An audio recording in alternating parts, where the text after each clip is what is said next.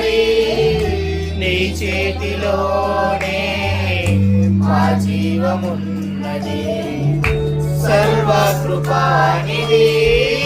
మా పరమ కుమ్మరి నీ చేతిలోనే మా జీవమున్నది. మా దేవా నీ ఆలోచనలన్నీ ఎంతో గొప్పవి.